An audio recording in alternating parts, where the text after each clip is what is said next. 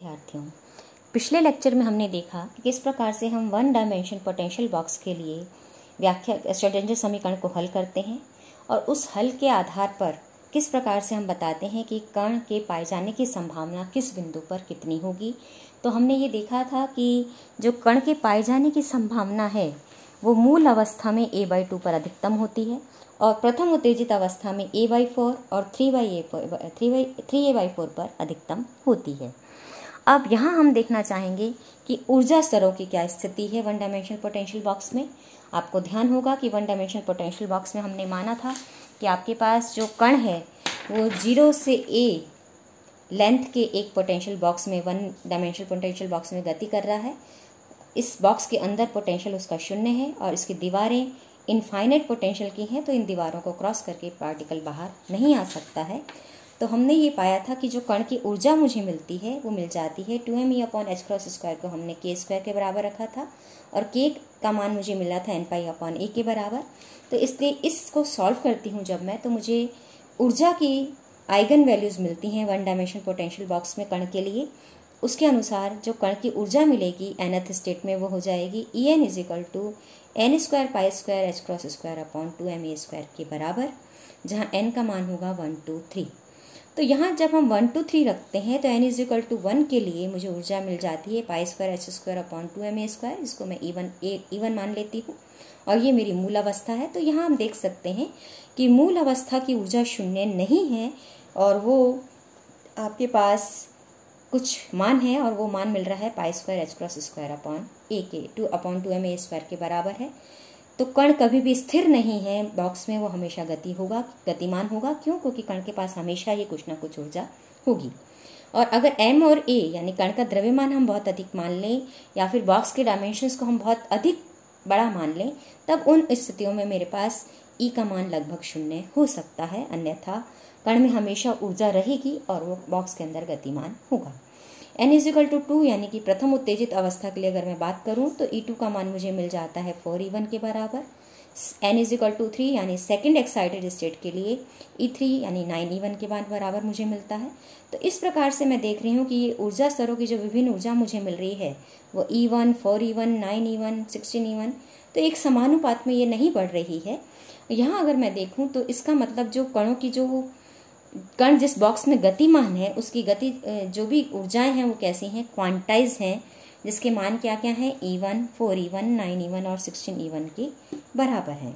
और ये जो कण के अंदर बॉक्स की जो ऊर्जा स्पेक्ट्रम मुझे दिख रहा है ये पूरा डिस्क्रीट दिख रहा है और ये जो डिस्क्रीट ऊर्जा स्तरों का मुझे जो स्पेक्ट्रम दिख रहा है, आइगन मानों का जो मुझे समूह दिख रहा है उसे मैं एनर्जी स्पेक्ट्रम कहती हूँ। तो ये एनर्जी स्पेक्ट्रम यहाँ मैंने इसको दिखाने की कोशिश की है कि आपके पास n = 1 के लिए आपके पास और n = 2 के मध्य जो गैप है वो लगभग आपके पास यहाँ पर ये E1 है तो ये 4E1 यानी 4 गुना का अंतर है। और n2 से n3 में अगर हम देखें तो ये लगभग 5E1 का गैप है, जबकि यहाँ अगर हम देखें दोनों में तो 7E1 का गैप है। तो इस तरह से ये जो गैप है एक से दूसरे ऊर्जा स्तर के बीच वो कैसा है, अनइवन है। और ये ऊर्जा स्तर कैसे हैं जिसमें पार्टिकल रह सकता है, ये सारे कैसे हैं, क्वांटाइज्ड हैं। और अब यहाँ इसी को हम अगर लागू करते हैं 3 डायमेंशन बॉक्स के लिए, तो 3 डायमेंशन बॉक्स के लिए जब हम लागू करते हैं तो हम मान लेते हैं ये क्यूबॉइड है जिसके विभिन्न जो भुजाएं हैं वो A, B और C हैं। तो 3 डायमेंशन बॉक्स में जब हम श्रोडिंगर समीकरण लगाते हैं del2 psi + 2me/h² psi = 0, क्योंकि 3 डायमेंशनल बॉक्स में भी हम यही मान के चल रहे हैं कि दीवारें इनफाइनाइट ऊंचाई की हैं और उसके अंदर बॉक्स के अंदर जो आपके पास पोटेंशियल है उसका मान 0 है।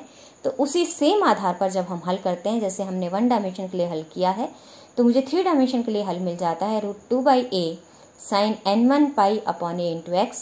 y के लिए जब मैं सॉल्व करती हूँ y डायमेंशन के लिए तो मुझे मिल जाता है √2/b sin n2 π/by। और z डायमेंशन के लिए जब मैं सॉल्व करती हूँ तो मुझे मिल जाता है √2/c sin n3 π/c z के बराबर। यानी ओवरऑल इन सबको कंबाइन अगर मैं करूँ तो जो 3 डायमेंशन में मुझे पोटेंशियल बॉक्स के लिए वेव फंक्शन का हल मिलता है श्रोडिंगर समीकरण से, वो मिल जाता है psi xyz = √8/abc sin n1 π/a × x sine n2 pi upon b into Y sine n3 pi a c upon z के बराबर। अब यहाँ पर n1 पाई अपॉन a का whole square, n2 pi upon b plus n2 pi upon b का whole square plus n3 pi upon c का जो whole square है वो किसके बराबर होता है, 2me upon h cross square के बराबर होता है। इसलिए जो ऊर्जा मुझे मिल जाती है 3 डायमेंशनल बॉक्स में जो कण की ऊर्जा मुझे मिलती है वो बराबर हो जाती है pi square upon h cross square upon 2m n1 square upon 2a square plus n2 square upon b square plus n3 square upon c square के बराबर मुझे मिलती है, जो कि साफ दिख रहा है कि क्वांटाइज्ड है। और अगर ये क्यूब या वॉइड ना होकर बॉक्स को अगर मैं घनीय बॉक्स मान लूँ, यानी a equal to B equal to C हो, तो मुझे मिल जाएगा रूट साइज जो वेव फंक्शन के लिए मुझे हल मिलेगा वो हो जाएगा root 8 upon a cube sine n1 pi upon a into x sine n2 pi upon a into Y sine n3 pi upon a into z. तो यहाँ से अगर मैं देखूँ तो जो ऊर्जा मुझे मिलेगी n1 n2 n3 के डिफरेंट मानों के लिए वो हो जाएगी pi square upon H square upon 2ma square n1 square plus n2 square plus n3 square. और अगर मैं मूल अवस्था की ऊर्जा की बात करती हूँ तो n1 is equal to n2 is equal to n3 का मान क्या होना चाहिए, 1 होना चाहिए। तो उस मूल अवस्था के लिए ऊर्जा मुझे मिल जाती है 3 pi square H cross square upon 2ma square. और जैसे मैं चूँकि pi square upon H cross square upon 2ma square को E1 से व्यक्त करती आ रही हूँ, तो ये हो जाएगा थ्राइस ऑफ E1। तो यहाँ अगर हम ध्यान दें तो 1 डायमेंशन बॉक्स के लिए मुझे जो न्यूनतम ऊर्जा मूल अवस्था की मिली थी वो E1 थी, जबकि 3 डायमेंशन बॉक्स के लिए मुझे ये मिल जाती है 3E1 के बराबर, यानी 3 टाइम्स मिलती है।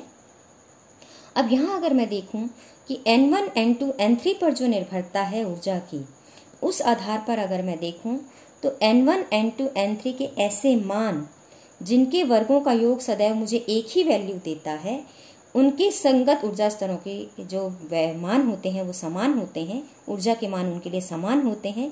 और एक ही ऊर्जा स्तर के एक से अधिक रैखिक रूप से मुक्त तरंग फलन जो मुझे मिलते हैं, जिनको मैं परस्पर संयुक्त करके ऊर्जा निकाल सकती हूँ, ये सारे ऊर्जा स्तर कैसे होते हैं, अभ्रष्ट होते हैं। यानी कि n1 n2 के मान तो डिफरेंट हैं और ऊर्जा स्तर की जो ऊर्जा मुझे मिल रही है वो समान मिल रही है।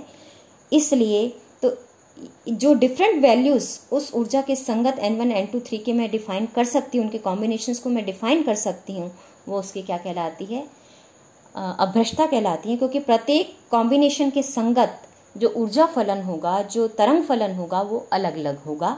इसलिए एक ही ऊर्जा को के संगत में डिफरेंट तरंग फलनों को डिफाइन कर पा रही हूँ, और एक ही ऊर्जा के संगत जब मैं डिफरेंट तरंग फलनों को डिफाइन करती हूँ तो ये कहलाती है कि ये ऊर्जा स्तर कैसा है, अभ्रष्ट है। ये डिजेनरेसी की डेफिनेशन हमने शुरू के चैप्टर्स में भी देखी है। तो यहाँ पर एक बार फिर से यहाँ पर ऊर्जा स्तरों की अभ्रष्टता को मैं डिफाइन कर रही हूँ। तो जैसे मान लो 111 के लिए तो ऊर्जा स्तर कैसा हो गया, अनभ्रष्ट हो गया। लेकिन अगर ये मान 112 हो या 121 हो या 211 हो, तो ये जो संयोजन है n1 n2 n3 का, ये मुझे सेम ही ऊर्जा देगा। वो कितनी देगा, 6E1 देगा। और जो n स्क्वायर का मान होगा वो कितना होगा, 6 हो जाएगा। इस स्थिति में चूंकि इन n1 n2 n3 के 3 डिफरेंट कॉम्बिनेशन के लिए मुझे सेम ही ऊर्जा मिल रही है, इसलिए इस ऊर्जा स्तर की अभ्रष्टता कितनी होगी, 3 होगी। इसी तरह जब मैं n1 n2 n3 इस तरह से संयोजित करती हूँ कि n स्क्वायर का मान मुझे 9 मिले और ऊर्जा कितनी मिले, 9E1 मिले, तो उस स्थिति में मैं 3 डिफरेंट कॉम्बिनेशंस जो n1 n2 n3 के रख सकती हूँ। वो हो जाते हैं 1 2 2 2 1 2 2 2 1, यानी 3 कॉम्बिनेशंस ऐसे हैं जो कि सेम ही ऊर्जा के संगत मुझे संयोजन देंगे। तो इसकी अभ्रष्टता भी कितनी हो जाती है, 3। इसी प्रकार जब n स्क्वायर का मान मैं 11 प्राप्त करती हूँ, जिसके लिए कॉम्बिनेशंस 3 पॉसिबल हैं, कौन कौन से, 113 131 और 311, और ये सेम ही ऊर्जा देते हैं 11E1 के बराबर। तो इसलिए इनकी अभ्रष्टता भी कितनी हो जाती है, 3 के बराबर। लेकिन अगर मैं n1 n2 n3 का संयोजन रखती हूँ, तीनों को 2 2 के बराबर रखती हूँ, यानी n स्क्वायर का मान मुझे 12 मिलता है, तो इसके संगत केवल एक ही ये कॉम्बिनेशन संभव है। तो 12E1 के संगत मेरे पास 12E1 ऊर्जा के संगत केवल एक ही कॉम्बिनेशन संभव है n1 n2 n3 का। तो इसके संगत केवल एक ही तरंग फलन को मैं डिफाइन कर सकती हूँ। तो इसलिए इसकी अभ्रष्टता कितनी है, 1 के बराबर है। यानी मैं ये कह सकती हूँ कि जब n1 n2 n3 के मान समान होते हैं तो आपके पास जो भी स्टेट है ऊर्जा स्टेट वो नॉन डिजनरेट हो जाती है कि उसके संगत केवल एक ही तरंग फलन मैं डिफाइन कर पाती हूँ। लेकिन बाकी सबके संगत, चाहे वो 6E1 है, चाहे 9E1 है, चाहे 11E1 है, सबके संगत मैं 3 तरंग फलन डिफरेंट संयोजन से डिफाइन कर सकती हूँ। इसलिए अभ्रष्टता इनकी कितनी हो जाती है, 3 हो जाती है। लेकिन 14E1 के लिए मेरे पास चूंकि मैं 6 डिफरेंट ऊर्जा स्तर डिफाइन कर पाती हूँ, तो 6 तरंग फलन कॉम्बिनेशन से मुझे मिलते हैं, तो इसलिए अभ्रष्टता इसकी कितनी हो जाती है, 6। तो इस प्रकार से जब मैं 3 डायमेंशन पोटेंशियल बॉक्स की बात करती हूँ तो मुझे ऊर्जा स्तरों में अभ्रष्टता भी देखने को मिलती है। और इसका अगर मैं डायग्राम बनाऊँ तो यहाँ मैंने त्रिविमीय घनाकार लघु विभव बॉक्स के ऊर्जा स्तरों को दिखाया है कि जो न्यूनतम ऊर्जा स्तर है उसकी ऊर्जा 0 नहीं है यहाँ पर, और वो 1 डायमेंशन पोटेंशियल बॉक्स की अपेक्षा 3 गुना अधिक है और वो 3E1 आती है। जो फर्स्ट एक्साइटेड स्टेट है उसकी ऊर्जा 6E1 आती है, जिसके संगत अभ्रष्टता कितनी आती है, 3 आती है। और जो द्वितीय एक्साइटेड स्टेट है, सेकेंड एक्साइटेड स्टेट है, उसकी ऊर्जा 9E1 आती है और इसकी अभ्रष्टता कितनी है, 3 है। 11E1 की भी अभ्रष्टता मेरे पास 3 है। 12 की कोई अभ्रष्टता नहीं है क्योंकि इनके लिए N1 = N2 = N3 है। और 14E1 के लिए मुझे अभ्रष्टता का मान 6 मिलता है। तो इस प्रकार से हम ऊर्जा स्तरों को यहाँ हमने दिखाया है कि किस प्रकार से मैं इनको E1 के गुणनफल के रूप में दिखा सकती हूँ कि जो शून्य ऊर्जा है वो 3E1 है, फर्स्ट की 6E1 है, सेकंड की 9E1 है, थर्ड एक्साइटेड स्टेट की 11E1 है। इस प्रकार से 3 डायमेंशन पोटेंशियल बॉक्स की ऊर्जा भी कैसी है, विविक्त रूप में है, क्वांटाइज्ड है, जिसे हम इस प्रकार से दर्शा सकते हैं। धन्यवाद।